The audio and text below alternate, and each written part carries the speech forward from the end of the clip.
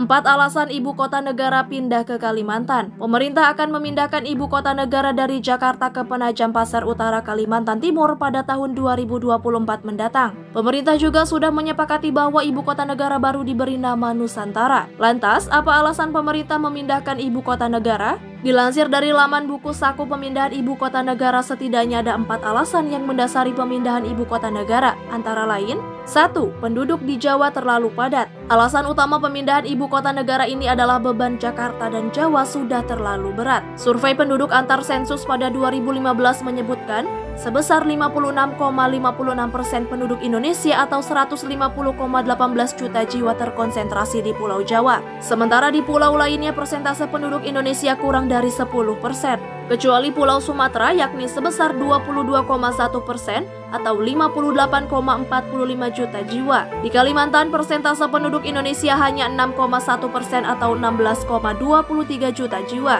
Di Sulawesi persentase penduduk Indonesia sebesar 7,4% atau 19,56 juta jiwa. Lalu di Bali dan Nusa Tenggara penduduknya sebanyak 14,90 juta jiwa atau 5,6%-nya penduduk Indonesia. Sementara di Maluku dan Papua memiliki persentase paling kecil yakni 2,8% atau 7,32 juta jiwa. 2. Pertumbuhan urbanisasi sangat tinggi. Selain itu yang menjadi alasan pemindahan ibu kota adalah pertumbuhan urbanisasi yang sangat tinggi dengan konsentrasi penduduk terbesar di Jakarta. Pada tahun 2013 Jakarta menempati peringkat ke-10 kota terpadat di dunia. Lalu pada tahun 2017 masuk peringkat ke-9 kota terpadat di dunia. 3. Krisis air bersih. Alasan lain dari pemindahan ibu kota negara adalah ketersediaan air bersih. Berdasarkan data Kementerian Pekerjaan Umum dan Perumahan Rakyat 2016, Jawa dan Bali mengalami krisis air yang cukup parah. Kondisi paling buruk berada di daerah Jabodetabek dan Jawa Timur. Hanya sebagian kecil di Pulau Jawa yang memiliki indikator hijau atau ketersediaan air yang masih sehat, yakni di wilayah Gunung Salak hingga Ujung Kulon.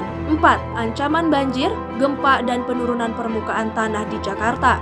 Meningkatnya beban Jakarta sehingga terjadi penurunan daya dukung lingkungan dan besarnya kerugian ekonomi. Hal itu seperti rawan banjir, tanah turun, dan muka air laut naik, kualitas air sungai tercemar berat. Sekitar 50% wilayah Jakarta memiliki tingkat keamanan banjir di bawah 10 tahunan.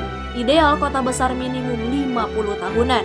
Wilayah Jakarta terancam oleh aktivitas gunung api Krakatau Gunung Gede dan potensi gempa bumi tsunami, Megatrust Selatan, Jawa Barat dan Selat Sunda, dan gempa darat Sesar Baribis, Sesar Lembang, dan Sesar Cimandiri. Selain itu terjadi penurunan permukaan tanah yang mencapai 35-50 cm selama kurun waktu tahun 2007 sampai 2017.